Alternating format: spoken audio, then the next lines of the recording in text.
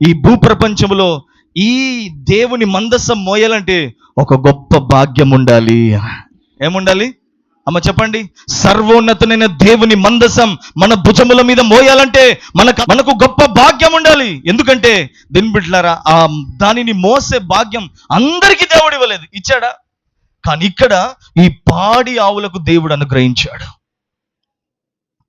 ఈ పాడి ఆవులు దేవుని బిడ్డరా, కాడి మోయిటకు గతంలో ఎన్నడూ వాటికి అలవాట్లేదు. అయినా వాటి మెడ మీద కాడి పడ్డప్పుడు, దేవుని మందస భారము దాని మీద పడ్డప్పుడు, ఆ మెడ మీద దాని మీద ఒత్తిడి జరుగుతున్నప్పుడు, నడుస్తుంటుంటే, ఆ కాడి కదులుతున్నప్పుడు, అక్కడ కట్ అయిపోతుంటుంటే, రక్తం ఒక్కొక్క బొట్టు నేలను పడుతుంటుంటే, దానికి ఎంత బాధైనా, ఎంత కఠినమైన పరిస్థితి వచ్చినా, ఆ ఆవులు అనుకున్న మాట ఏంటంటే, సర్వోన్నతుడైన దేవుని మందసాన్ని నేను కింద పెట్టకూడదు అని. సంగమా, ప్రభు మనతో మాట్లాడుతున్న మాట ఏంటంటే, మనము దాన్ని బట్టి నేర్చుకోవాల్సిన సందర్భాలు ఉన్నాయి. ఇప్పుడు ఆ ఆవుల వలె మన భుజం మీద కూడా దేవుడు తన కాడిని పెట్టాడు. ఆమె చెప్దామా గట్టిగా? దేవుడు ఆయన మందసాన్ని మన మీద పెట్టాడు.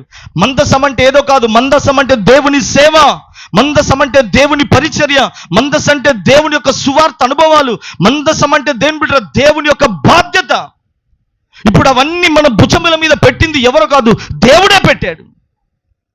అయితే దేవుని బిడ్డలారా, ఆ కాడిని మనము దింపకుండా నిరంతరం మనం మోసేవారిగా మనం అందరం ముందుముగాక. చెప్దామా గట్టిగా ఒకసారి? హల్లెలూయా, హల్లెలూయా. చూడండి బిడ్డ, ఒక్కటే ఒక మాట గుర్తుపెట్టుకుందాం. ఆ కాడి మోస్తుంటున్నప్పుడు రక్తపు బిందువులు కింద పడుతున్నాయి.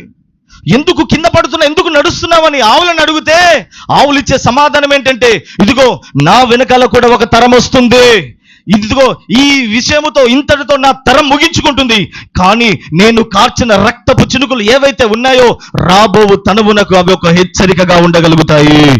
ఆమేన్. మన ముందు కూడా ఎన్నో తరాలు దేవుని సేవ చేసి రక్తము కారునెత్తగా పోరాడి సేవను విడిచిపెట్టి వెళ్ళిపోయారు. అపోస్తలులుగా పిలువబడ్డవారు. సాధు సుందర్ సింగ్ అనే ఒక దైవ సేవకుడు హిమాలయాల్లో నడుచుకుంటూ వెళ్తుంటే, ఆ మంచు ముద్దల మీద ఆయన కాళ్ళు తీసి కాళ్ళు పెడుతుంటే అరి కాళ్ళ నుంచి రక్తము కారిన రక్తపు అడుగులు ఉన్నాయండి దేవుని బిడ్డలారా.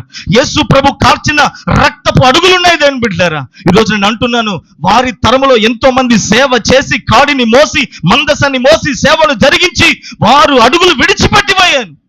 వాటిని మాదిరిగా మనకు ఉంచిపోయారు దేవుని బిడ్డలారా.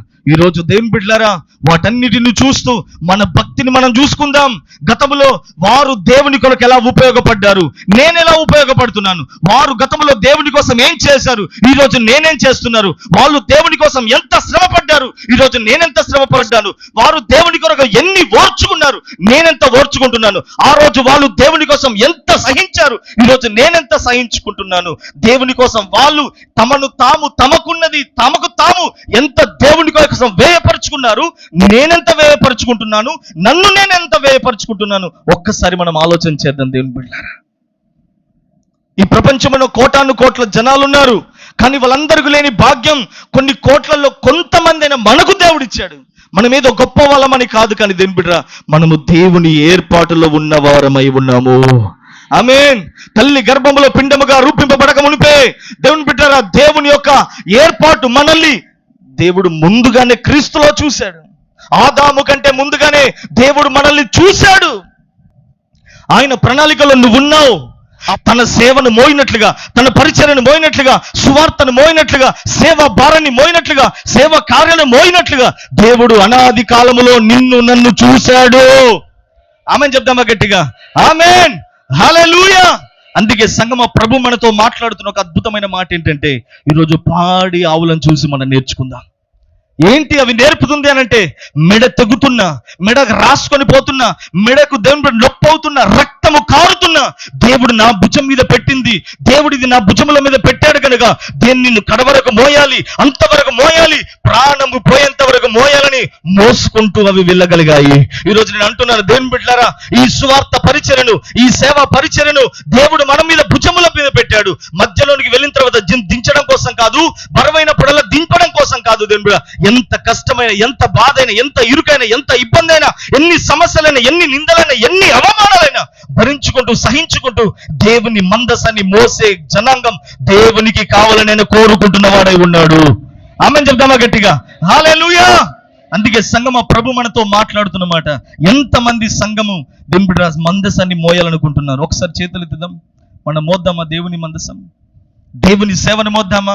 దేవుని పరిచర్యను మోద్దామా? దేవుని బిడ్డలారా, మనకు 10 జన్మలు లేదు, మరల 10 సార్లు పుట్టి 10 సార్లు చచ్చి పుట్టి పరిస్థితులు లేవో. ఉన్నది ఒకే ఒక జన్మ. ఈ ఒక్క జన్మలోనైనా దేవునికి మహిమను తెచ్చినట్లుగా మనం బతకాలని దేవుడు కోరుకుంటున్నాడు. ఆమేన్ చెప్దామా గట్టిగా? హల్లెలూయా. చిన్న స్థాయి అయితే ఆ చిన్న స్థాయిలో నిలబడు. నీకున్న అనుభవాలు ఏవో ఆ అనుభవంలోనే దేవుడు నిన్ను నిలబెట్టాలని కోరుకుంటున్నాడు. దేవుని బిడ్డలారా, ఒక్క మాట ఏంటో తెలుసా? యావులు అనుకున్న మాట ఏంటంటే, ఈ కాడిని దించితే నా దేవునికి మహిమ లేకుండా అయిపోతుంది.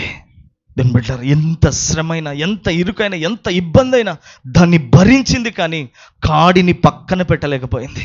సంగమా, సేవంటేనే చావు, సేవంటేనే దేవుని బిడ్డ నిందలు, సేవంటే అవమానాలు, ఎన్నో ప్రతికూలతలు, ఇవన్నీ భరించి సహించి ఓర్చుకున్నప్పుడే ఒక గొప్ప సేవను మనం చేయగలుగుతాము. ఆమెను చెప్దామా గట్టిగా? చూడు, కానీ అతడు అలా వెళ్తున్నాడు, పల్లెటూరు నుంచి వస్తుంటే, ఏ బాబో సిమోన్ ఇట్రా అని దేవుని బిడ్డ పిలిచారు. ఏంటి అని పిలిస్తే, ఇదిగో యేసయ్య సిలువను నీవు మోయాలి. ఎవరి సిలువ? అమ్మ చెప్పండి, నీ పక్క వారికి చేయించి చెప్పు, యేసయ్య సిలువను మోయు అని చెప్పు గట్టిగా. ఆమేన్. ఆ సిలువ అంటే ఏదో కాదు, సేవ. ఇప్పుడు ఆయన దర్శనం ఏదో ఆ దర్శనం మనం మోయాలి. ఆయన భారం ఏదో ఆయన భారం మోయాలి. ఆయన ఆశ ఏదో ఆయన ఆశను మోసుకుంటూ వెళ్దాం. దేవుని బిడ్డలారా, ఈ రోజుల్లో ఎంతమంది అలాంటి ఆశతో ఉన్నారు, ఎంతమంది అలా బతుకుతున్నారు. సంగమా, ఒక మాట ప్రభు ఈరోజు మనల్ని ప్రశ్నిస్తున్నాడు. మన జీవితాలను మనం సరి చేసుకుందాం.